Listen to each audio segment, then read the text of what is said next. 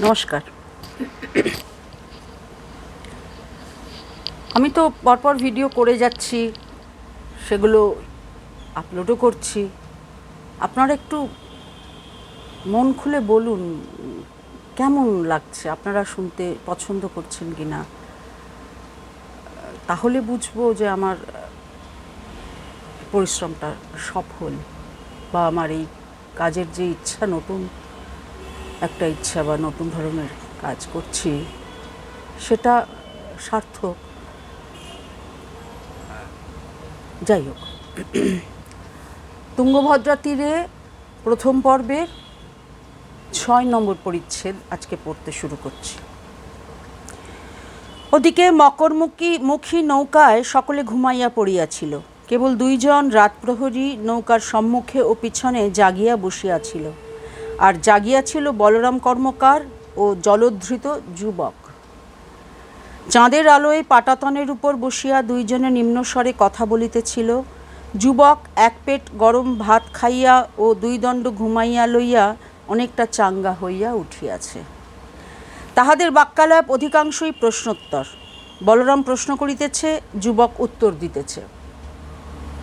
বলরাম যে যুবককে প্রশ্ন করিতেছে তাহা কেবল কৌতূহল প্রণোদিত নয়, অনাহুত অতিথির প্রকৃত পরিচয় সংগ্রহ করাই তাহার মূল উদ্দেশ্য। এ বিষয়ে বুদ্ধিহীন চিপিটকমূর্তি ও বুদ্ধিমান বলরামের মনোভাব একই প্রকার। বলরাম বলিল, তুমি যে মুসলমান নও তা আমি বুঝেছি, তোমার নাম কি? যুবক বলরামের দিকে চকিত দৃষ্টিপাত করিয়া চরের দিকে চক্ষু ফিরাইল, অস্পষ্ট স্বরে বলিল, আমার নাম অর্জুন বর্মা। বলরাম মৃদুস্বরে হাসিল, ভালো, আমি ভেবেছিলাম তোমার নাম বুঝি দণ্ডপাণি। অর্জুন বর্মার পাশে দণ্ড দুটি রাখা ছিল, সে একবার সেই দিকে চক্ষু নামাইয়া বলিল, তুমি আজ আমার প্রাণ বাঁচিয়েছ, কিন্তু এই দণ্ড দুটি না থাকলে এতদূর আসতে পারতাম না, তার আগেই ডুবে যেতাম। বলরাম বলিল, তুমি কোথা থেকে আসছো? অর্জুন বর্মা বলিল, গুলবর্গা থেকে।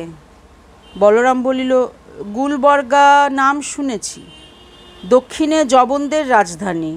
ওরা বড় অত্যাচারী বর্বর জাত, আমিও ওদের জন্য দেশ ছেড়েছি। বাংলাদেশ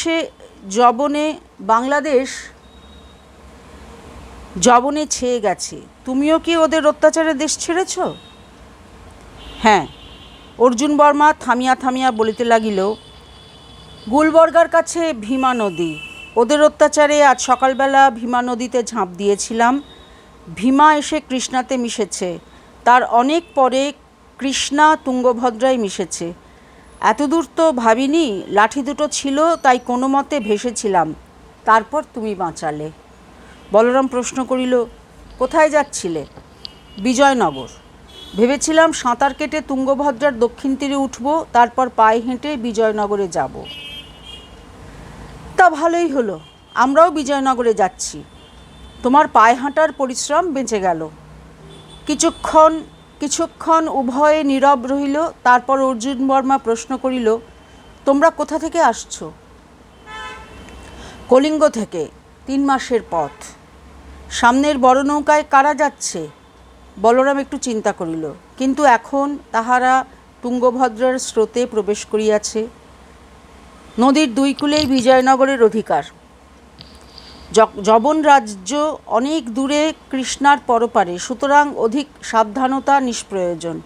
সে বলিল, কলিঙ্গের 2 রাজকন্যা যাচ্ছেন, বড় রাজকন্যার সঙ্গে বিজয়নগরের রাজা দেবরায়ের বিয়ে হবে। অর্জুন বর্মা আর কোনো ঔৎসুক্য প্রকাশ করিল না। বলরাম পাটাতনের উপর লম্বমান হইয়া বলিল, রাত হয়েছে, শুয়ে পড়ো, এখনও তোমার শরীরের গ্লানি দূর হয়নি। অর্জুন লাঠি দুটি পাশে লইয়া শয়ন করিল, বলিল, তোমার নিজের কথা তো বললে না, তুমি কলিঙ্গ দেশের মানুষ, বাংলাদেশের কথা কি বলছিলে? বলরাম বলিল, আমি কলিঙ্গ থেকে আসছি বটে, কিন্তু বাংলাদেশের লোক। আমার নাম বলরাম, জাতিতে কর্মকার। অর্জুন বলিল, বাংলাদেশ তো অনেক দূর, তুমি দেশ ছেড়ে এত দূরে এসেছো? বলরাম আক্ষেপ ভরে বলিল, আরে ভাই, বাংলাদেশ কি আর বাংলাদেশ আছে? শ্মশান হয়ে গেছে। সেই শ্মশানে বিকট প্রেত পিশাচ নেচে বেড়াচ্ছে, তাই দেশ ছেড়ে পালিয়ে এসেছি। বাংলাদেশ বুঝি যবন রাজা? হ্যাঁ, মাঝে কয়েক বছর রাজা গণেশ সিংহাসনে বসেছিলেন, বাঙালি হিন্দুর বরাত ফিরেছিল, তারপর আবার যে নরক সেই নরক। ওরা বড় অত্যাচারী, বড় নৃশংস। অর্জুনের কথাগুলি অসমাপ্ত রহিয়া গেল, যখন মনের মধ্যে অসংখ্য অত্যাচার ও নৃশংসতার কাহিনী অকথিত রহিয়া গেল। বলরাম হঠাৎ বলিল, ভালো কথা, তোমার বিয়ে হয়েছে? না। আকাশে অবরোহী চন্দ্রের পানে চাহিয়া অর্জুন ম্রিয়মাণ স্বরে বলিল, যবনের রাজধানীতে বিয়ে করলে তার প্রাণ সংশয়, বিশেষত যদি বউ সুন্দরী হয়। যাদের ঘরে সুন্দরী মেয়ে জন্মেছে তারা মেয়ের বয়স 7-8 বছর হতে না হতেই বিয়ে দিয়ে নিশ্চিন্ত হয়।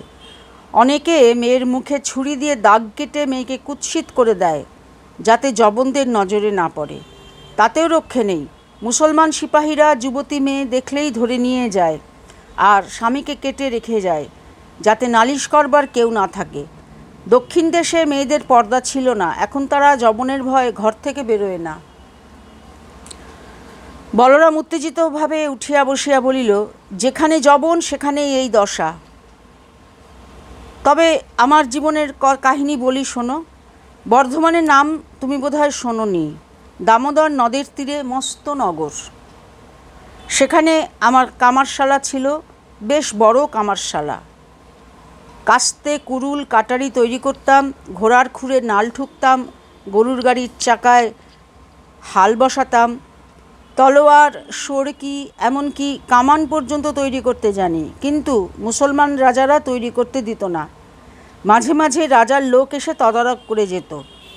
আমরা অবশ্য লুকিয়ে লুকিয়ে অস্ত্রশস্ত্র তৈরি করতাম, কিন্তু সে যাক। একবার লোহা কিনতে জঙ্গলিদের গাঁয়ে গিয়েছিলাম। ওরা পাহাড় জঙ্গল থেকে লোহা নুড়ি সংগ্রহ করে এনে পুড়িয়ে লোহা তৈরি করে। আমরা কামারেরা গরুর গাড়ি নিয়ে যেতাম, তাদের কাছ থেকে লোহা কিনে আনতাম। সেবার গাঁ থেকে লোহা কিনে দুদিন পরে ফিরে এসে দেখি মুসলমান সেপাইরা আমার কামারশালা তছনছ করে দিয়েছে আর আমার বউটাকে ধরে নিয়ে গেছে। বলরাম আবার শয়ন করিল। কিছুক্ষণ আকাশের পানে চাহিয়া থাকিয়া গভীর দীর্ঘশ্বাস ফেলিল।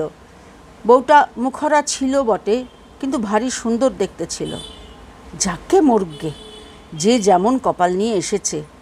আমার আর দেশে মন টিকল না। ভাবলাম, যে দেশে মুসলমান নেই সেই দেশে যাব। তারপর একদিন লোহার ডান্ডা দিয়ে একটা জঙ্গলি জোয়ানের মাথা ফাটিয়ে দিয়ে কলিঙ্গ দেশে চলে এলাম। কলিঙ্গ দেশে এখনও যবন ঢুকতে পারিনি, কিন্তু ঢুকতে কতক্ষণ। আমি একেবারে কলিঙ্গের দক্ষিণ কোণে কলিঙ্গপত্তনে এসে আবার নতুন করে কামারশালা ফেঁদে বসলাম। কলিঙ্গে তখন যুদ্ধ চলছে, কামারদের খুব পসার। আমি অস্ত্রশস্ত্র তৈরি করতে লেগে গেলাম। রাজা থেকে পদাতি পর্যন্ত সবাই আমার নাম জেনে গেল। তারপর যুদ্ধ থামল। বিজয়নগরের রাজার সঙ্গে কলিঙ্গের রাজকন্যার বিয়ে ঠিক হলো। নৌবহর সাজিয়ে রাজকন্যে বিয়ে করতে যাবেন। আমি ভাবলাম, দূর ছাই, দেশ ছেড়ে এত দূর যখন এসেছি তখন বিজয়নগরেই বা যাব না কেন? বিজয়নগরের রাজবংশ বীরের বংশ। 100 বছর ধরে যবনদের কৃষ্ণা নদীর ডিঙোতে দেননি। বর্তমান রাজা শুধু বীর নয়, গুণের আদর জানেন। যদি তাঁর নজরে পড়ে যাই, আমার বরাত ফিরে যাবে। গেলাম নৌনায়ক মশায়ের কাছে। নৌবহরে দূরযাত্রার সময়ে যেমন সঙ্গে ছুতোর দরকার, তেমনি কামারও দরকার। নৌনায়ক মশায় আমার নাম জানতেন, খুশি হয়ে নৌকোয় কাজ দিলেন। আর কি, যন্ত্রপাতি নিয়ে বেরিয়ে পড়লাম। সেই থেকে চলেছি। বলরামের কথা বলিবার ভঙ্গি হইতে মনে হয় সে জীবনে অনেক দুঃখ পাইয়াছে, কিন্তু দুঃখ বস্তুটাকে সে বেশি আমল দেয় না। দুঃখ তো আছেই, দুঃখ তো জীবনের সঙ্গী। তাহার ফাঁকে ফাঁকে যতটুকু সুখ আহরণ করা যায় ততটুকুই লাভ। বলরাম ঘাট ফিরাইয়া দেখিল অর্জুন বর্মার চক্ষু মুদিত, সে বোধ হয় ঘুমাইয়া পড়িয়াছে। তাহার ক্লান্তি শিথিল মুখের পানে চাহিয়া বলরাম হৃদয়ের মধ্যে একটি স্নেহের ভাব অনুভব করিল। আহা, ছেলেটার কতই বা বয়স হইবে, বড়জোর 21-22। বলরামের চেয়ে অন্তত 10 বছরের ছোট। এই বয়সে অভাগা অনেক দুঃখ পাইয়াছে। অনেক দুঃখ না পাইলে কেহ দেশ ছাড়িয়া পলাইবার জন্য নদীতে ঝাঁপাইয়া পড়ে না। এবার আসছি 7 নম্বর পরিচ্ছেদে। পরদিন প্রত্যুষে নৌকা 3টি নোঙর তুলিয়া আবার উজানে যাত্রা করিল। তুঙ্গভদ্রায় বড় নৌকা চালানো কিন্তু কৌশলসাধ্য কর্ম। তজ্জন্য আড়কাঠির সাহায্য লইতে হয়। নদীগর্ভ পূর্বের ন্যায় গভীর নয়, নদীর তলদেশ শিলাপ্রস্তরে পূর্ণ। কোথাও পাথুরের দ্বীপ জল হইতে মাথা ঠেলিয়া উঠিয়াছে। অতি সাবধানে লগি দিয়া জল মাপিতে মাপিতে অগ্রসর হইতে হয়। নদীর প্রসারও অধিক নয়, কোথাও 15 রজ্জু, কোথাও আরও কম। 2 তীরের উচ্চ পাষাণ প্রাকার নদীকে সংকীর্ণ খাতে আবদ্ধ করিয়া রাখিয়াছে। নৌকা নদীর মাঝখান দিয়া চলিলেও 2 তীর নিকটবর্তী। সঙ্গে দেশজ্ঞ আড়কাঠি আছে, তাহার নির্দেশে হাঙরমুখী নৌকাটি সর্বাগ্রে চলিল, আর তার পিছনে ময়ূরপঙ্খী সর্বশেষে ভর। হাঙরমুখী নৌকা অপেক্ষাকৃত ক্ষুদ্র ও লঘু, তাই আড়কাঠি তাহাতে থাকিয়া পথ দেখাইয়া চলিল। কখনো দক্ষিণ তীর ঘেঁষিয়া, কখনো উত্তর তীর চুম্বন করিয়া, কখনো দাঁড় টানিয়া, কখনো পাল তুলিয়া নৌকা 3টি ভুজঙ্গ প্রয়াত গতিতে স্রোতের বিপরীত মুখে অগ্রসর হইল। মধ্যাহ্নে আহারাদি সম্পন্ন হইলে চিপিটকমূর্তি আজ্ঞা দিলেন, যে লোকটাকে কাল নদী থেকে তোলা হয়েছে, আমার সন্দেহ সে শত্রুর গুপ্তচর। তাকে এই নৌকায় নিয়ে এসো, সঙ্গে যেন 2 জন সশস্ত্র রক্ষী থাকে। চিপিটকমূর্তি যদিও সাক্ষী গোপাল, তবু তিনি নামত এই অভিযানের নায়ক, তাই তাহার ছোটোখাটো আদেশ সকলে মানিয়া চলিত। মকরমুখী নৌকায় আদেশ পৌঁছিলে অর্জুন বর্মা লাঠি 2টি হাতে লইয়া উঠিয়া দাঁড়াইল। বলরাম হাসিয়া বলিল, লাঠি রেখে যাও, চিপিটক মামার কাছে লাঠি নিয়ে গেলে মামার নাভিশ্বাস উঠবে। অর্জুন বর্মা ক্ষণিক চিন্তা করিয়া বলরামকে বলিল, তুমি লাঠি 2টি রাখো, আমি ফিরে এসে নেব। অর্জুন 2 জন সশস্ত্র প্রহরী সহ ডিঙিতে চড়িয়া ময়ূরপঙ্খী নৌকায় চলিয়া গেল। বলরাম কৌতূহলের বশে লাঠি 2টি ঘুরাইয়া ফিরাইয়া দেখিতে লাগিল। সে লাঠির দেশের লোক। যে দেশে বাঁশের লাঠি সাধারণ লোকের প্রধান অস্ত্র, সেই দেশের মানুষ। সে দেখিল বাঁশের লাঠি 2টি বাংলাদেশের লাঠির মতোই, বিশেষ পার্থক্য নাই। 6 হাত লম্বা, গাঁটগুলি ঘন সন্নিবিষ্ট, 2 প্রান্তে পিতলের তারের শক্ত বন্ধন, যেমন দৃঢ় তেমনই লঘু। এরূপ একটি লাঠি হাতে থাকিলে 50 জন শত্রুর মহড়া লওয়া যায়। কিন্তু 2টি লাঠি কেন? বলরাম লাঠি 2টি হাতে তোল করিয়া দেখিল, তাহাদের গর্ভে সোনারূপা লুকানো থাকিলে এত লঘু হইত না, জলে পড়িলে ডুবিয়া যাইত। তবে অর্জুন বর্মা লাঠি 2টি হাতছাড়া করিতে চায় না কেন? ভ্রু কুঞ্চিত করিয়া ভাবিতে ভাবিতে হঠাৎ একটা কথা তাহার মনে হইল। সে আবার লাঠি 2টিকে ভালোভাবে পরীক্ষা করিল। ও, এই ব্যাপার। তাহার ধারণা ছিল বাংলাদেশের বাহিরে এ কৌশল আর কেহ জানে না। তা নয়। বলরামের মুখে হাসি ফুটিল। সে বুঝিল অর্জুন বর্মা বয়সে তরুণ হইলেও দূরদর্শী লোক। ওদিকে অর্জুন বর্মা ময়ূরপঙ্খী নৌকায় পৌঁছিয়াছিল, কিন্তু বাহিরে পাটাতনের উপর বা রইঘরের ছাদে প্রখর রৌদ্র। চিপিটক তাহাকে নিজ কক্ষে ডাকিয়া পাঠাইলেন। কক্ষটি দ্বিপ্রহরেও ছায়াচ্ছন্ন। দারু নির্মিত দেওয়ালগুলিতে জানালা নাই, জানালার পরিবর্তে টঙ্কার ন্যায় ক্ষুদ্রাকৃতি অনেকগুলি ছিদ্র প্রাচীর গাত্রে জাল রচনা করিয়াছে। এইগুলি আলো এবং বাতাসের প্রবেশপথ। চিপিটক একটি মাদুরের উপর বালিশে হেলান দিয়া বসিয়া আছেন। এক কোণে বৃদ্ধ রসরাজ একখানি পুঁথি, বোধহয় সুশ্রুত সংহিতা, চোখের নিকট ধরিয়া পাঠ করিবার চেষ্টা করিতেছেন। অর্জুন বর্মা ঘরে প্রবেশ করিয়া একবার 2 করতল যুক্ত করিয়া সম্ভাষণ জানাইল, তারপর দ্বারের সন্নিকটে উপবিষ্ট হইল। বলা বাহুল্য, অর্জুন বর্মাকে যখন নৌকায় ডাকা হইয়াছিল তখন রাজকন্যারা জানিতে পারিয়াছিলেন। স্বভাবতই তাহাদের কৌতূহল উদ্রিক্ত হইয়াছিল। অর্জুন বর্মা মামার কক্ষে প্রবেশ করিলে মণিকঙ্কনা চুপি চুপি বলিল, মালা চল, ও ঘরে কি কথাবার্তা হচ্ছে শুনি। বিদ্যুন্মালা ঈষৎ ভ্রু তুলিয়া বলিল, ও ঘরে আমাদের যাওয়া কি উচিত হবে? মণিকঙ্কনা বলিল, ও ঘরে যাব কেন?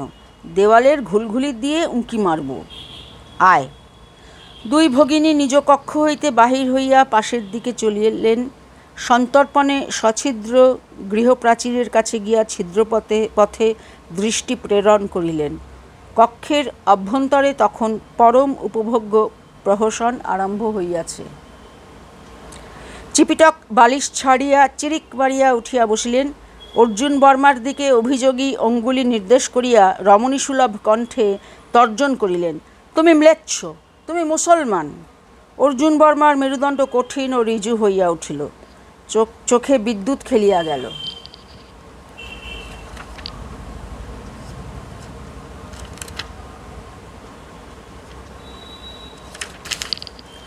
সে মেঘমন্দ্র স্বরে বলিল, না, হিন্দু, ক্ষত্রিয়। চিপিটক তাহার কণ্ঠস্বর শুনিয়া চমকিয়া উঠিয়াছিলেন। সামলাইয়া লইয়া বলিলেন, বটে বটে, তুমি কেমন ক্ষত্রিয় এখনই বোঝা যাবে। ওরে, ওর গা শুঁকে দেখ তো, হিঙ্গু পলাণ্ডু রসুনের গন্ধ বেরুচ্ছে কিনা। রক্ষিতদ্বয় আদেশ পাইয়া অর্জুন বর্মার গা শুঁকিল, বলিল, আজ্ঞা না, পেঁয়াজ রসুন হিঙের গন্ধ নেই। ঘরের কোণে বসিয়া রসরাজ শুনিতেছিলেন। তিনি বিরক্তিসূচক চটকার শব্দ করিলেন। চিপিটক কিন্তু দমিলেন না, বলিলেন, গায়ের গন্ধ নদীর জলে ধুয়ে গেছে। তোমার নাম কি? অর্জুন বর্মা নাম বলিল। শুনিয়া চিপিটক বলিলেন, বটে, অর্জুন বর্মা, একেবারে পৌরাণিক নাম। ভালো, বলো দেখি অর্জুন কে ছিল? অর্জুন বর্মা এতক্ষণে চিপিটক মামার বিদ্যাবুদ্ধি বুঝিয়া লইয়াছে, কিন্তু বর্তমান পরিস্থিতিতে রঙ্গকৌতুকে তাহার রুচি নাই। সে গম্ভীর মুখে বলিল, পাণ্ডব। অর্জুনের বাবার নাম কি ছিল? শুনেছি দেবরাজ ইন্দ্র। চিপিটক অমনি কলকোলাহল করিয়া উঠিলেন, ধরেছি ধরেছি, আর যাবে কোথায়? যে অর্জুনের বাবার নাম জানে না সে কখনো হিন্দু হতে পারে না। নিশ্চয়ই যবনের গুপ্তচর। রক্ষী, তোমরা ওকে বেঁধে নিয়ে যাও। রসরাজ রুক্ষস্বরে বাধা দিলেন, বলিলেন, চিপিটক তুমি থামো, চিৎকার করো না। অর্জুনের বাবার নাম ও ঠিক বলেছে, তুমিই অর্জুনের বাবার নাম জানো না, সুতরাং বেঁধে রাখতে হলে তোমাকেই বেঁধে রাখতে হবে। চিপিটক থতমত খাইয়া গেলেন, ক্ষীণকণ্ঠে বলিলেন, কিন্তু অর্জুনের বাবার নাম তো পাণ্ডু। রসরাজ বলিলেন, পাণ্ডু নামমাত্র বাবা, আসল বাবা ইন্দ্র। চিপিটক অগত্যা নীরব রহিলেন। রসরাজ শাস্ত্রজ্ঞ ব্যক্তি, বেদ পুরাণে পারঙ্গম, তাহার কথার বিরুদ্ধে কথা বলা চলে না। রসরাজ অর্জুনকে সম্বোধন করিয়া বলিলেন, অর্জুন বর্মা, তোমার শরীর কেমন? গায়ে ব্যথা হয়েছে? অর্জুন বলিল, সামান্য। আপনার ঔষধের গুণে দেহের সমস্ত গ্লানি দূর হয়েছে। রসরাজ বলিলেন, ভালো ভালো, তুমি যদি আত্মপরিচয় দিতে চাও দিতে পারো, না দিতে চাও দিও না, তুমি অতিথি, আমরা প্রশ্ন করব না। অর্জুন বলিল, আমার পরিচয় সামান্যই। সে বলরামকে যাহা বলিয়াছিল তাহাই সংক্ষেপে পুনরাবৃত্তি করিল। রসরাজ নিঃশ্বাস ফেলিয়া বলিলেন, যবনের রাজ্যে হিন্দুর ধর্ম, কৃষ্টি, স্বাধীনতা সবই নির্মূল হয়েছে। তুমি পালিয়ে এসেছো, ভালোই করেছো। দক্ষিণ দেশে এখনও স্বাধীনতা আছে, কিন্তু কতদিন থাকবে কে জানে। আচ্ছা, আজ তোমরা এসো বৎস। অর্জুন বর্মা উঠিয়া দাঁড়াইল। চিপিটক চোখ পাকাইয়া বলিলেন, আজ ছেড়ে দিলাম, কিন্তু পরে যদি জানতে পারি তুমি গুপ্তচর, তাহলে তোমার মুন্ডু কেটে নেব। রসরাজ বলিলেন, চিপিটক, তোমার বায়ু বৃদ্ধি হয়েছে, এসো ঔষধ দিই।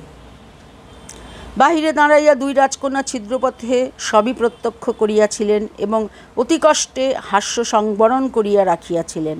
পালা শেষ হইলে তাঁহারা পা টিপিয়া টিপিয়া ফিরিয়া আসিলেন এবং মুক্ত পটপত্তনে দাঁড়াইয়া অন্য নৌকার দিকে চাহিয়া রহিলেন।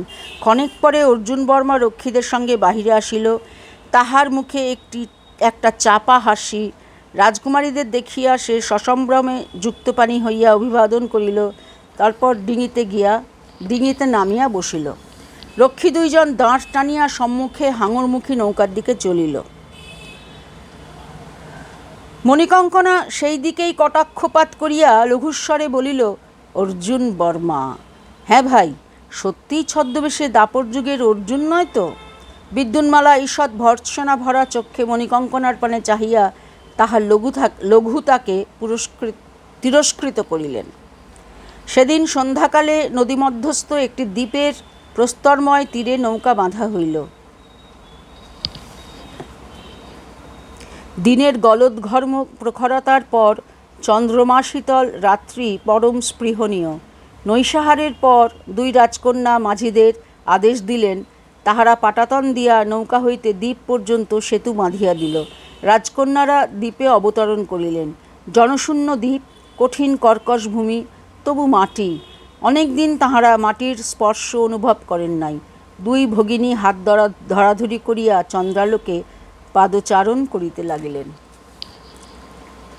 নৌকা তিনটি পরস্পর শতহস্ত ব্যবধানে নিথর দাঁড়াইয়া আছে, যেন তিনটি অতিকায় চক্রবাক রাত্রিকালে দ্বীপ প্রান্তে আশ্রয় লইয়াছে, প্রভাত হইলে উড়িয়া যাইবে। সহসা হাঙরমুখী নৌকা হইতে মৃদঙ্গ মন্দিরার নিক্কণ ভাসিয়া আসিল। দুই রাজকন্যা চমকিয়া সেই দিকে দৃষ্টি ফিরাইলেন। শতহস্ত দূরে হাঙরমুখী নৌকার পটপত্তনের উপর কয়েকটি লোক গোল হইয়া বসিয়াছে, অস্পষ্ট আবছায়া কয়েকটি মূর্তি। তারপর মৃদঙ্গ মন্দিরার তালে তালে উদার পুরুষ কণ্ঠে জয়দেব গোস্বামীর গান শোনা গেল। মাধবে মা কুরু মানিনী মানময়ে। বলরাম জাতিতে কর্মকার হইলেও সঙ্গীতজ্ঞ এবং সুকণ্ঠ। সে নৌকাযাত্রার সময় মৃদঙ্গ ও করতাল সঙ্গে আনিয়াছিল। তারপর নৌকায় আরও দু চারজন সঙ্গীত রসিক জুটিয়া গিয়াছিল। মন উচাটন হইলে তাহারা মৃদঙ্গ মন্দিরা লইয়া বসিত। পূর্ব ভারতে জয়দেব গোস্বামীর পদাবলী তখন সকলের মুখে মুখে ফিরিত। ভাষা সংস্কৃত হইলে কি হইবে, কি যায়, দুঃখিত, ভাষা সংস্কৃত হইলে কি হয়, এমন মধুর কোমলকান্ত পদাবলী আর নাই। বলরামের দলের মধ্যে অর্জুন বর্মাও ছিল। সে গাহিতে বাজাইতে জানে না, কিন্তু সঙ্গীত রস উপভোগ করিতে পারে। তাই আজ বলরামের আহ্বানে সেও নৈশ কীর্তনে যোগ দিয়াছিল। ধিক টান ধিক টান বলরামের মৃদঙ্গ বাজিতে লাগিল। ধ্রুবপদ আর একবার আবৃত্তি করিয়া সে অন্তরা ধরিল। তাল ফলাদপি গুরুমতি সরসম কিমু বিফলি কুরুষে কুচ কলসম মাধবে মা কুরু মানিনী মানময়ে। নিস্তরঙ্গ বাতাসে রসের লহর তুলিয়া অপূর্ব সঙ্গীত প্রবাহিত হইল। দূরে দাঁড়াইয়া দুই রাজকন্যা মুগ্ধভাবে শুনিতে লাগিলেন। তাহারা কলিঙ্গের কন্যা, জয়দেবের পদ তাহাদের অপরিচিত নয়, কিন্তু এমনি নিরাবিল পরিবেশের মধ্যে এমন গান তাহারা পূর্বে কখনো শোনেন নাই। শুনিতে শুনিতে তাহাদের দেহ রোমাঞ্চিত হইল, হৃদয় নিবিড় রসাবেশে আপ্লুত হইল। মধ্যরাত্রে সঙ্গীত সভা ভঙ্গ হইল। দুই রাজকন্যা নিঃশব্দে ময়ূরপঙ্খী নৌকায় উঠিয়া গেলেন। রইঘরে গিয়া শয্যায় পাশাপাশি শয়ন করিলেন। কথা হইল না। দুইজনে অর্ধনিমীলিত নেত্রে পরস্পর চাহিয়া একটু হাসিলেন। তারপর চক্ষু মুদিয়া সঙ্গীতের অনুরণন শুনিতে শুনিতে ঘুমাইয়া পড়িলেন।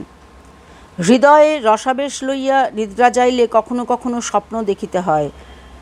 সকলে দেখে না, কেহ কেহ দেখে। দুই রাজকন্যার মধ্যে একজন স্বপ্ন দেখিলেন, স্বয়ম্বর সভা, রাজকন্যা বীর্য শুল্কা হইবেন। তিনি মালা হাতে সভার মধ্যস্থলে দাঁড়াইয়া আছেন। চারিদিকে রাজন্যবর্গ। যিনি জলে ছায়া দেখিয়া শূন্যে মৎস্যচক্ষু বিদ্ধ করিতে পারিবেন, তাহার গলায় রাজকন্যা মালা দিবেন। একে একে রাজারা স্বরক্ষেপ করিলেন, কিন্তু কেহই লক্ষ্যভেদ করিতে পারিলেন না। রাজকন্যার মনে অভিমান জন্মিল, অর্জুন কেন আসিতেছে না? অন্য কেহ যদি পূর্বেই লক্ষ্যভেদ করেন তখন কি হইবে? অবশেষে ছদ্মবেশী অর্জুন আসিয়া ধনুর্বাণ তুলিয়া লইলেন, জলে ছায়া দেখিয়া ঊর্ধ্বে মৎস্য চক্ষু বিদ্ধ করিলেন। অভিমানের সঙ্গে আনন্দ মিশিয়া রাজকুমারীর চক্ষে জল আসিল। তিনি অর্জুনের গলায় মালা দিলেন। অর্জুন ছদ্মবেশ ত্যাগ করিয়া রাজকন্যার সম্মুখে নতজানু হইলেন, বলিলেন, মা কুরু মানিনী মানময়ে। আজ এই পর্যন্ত।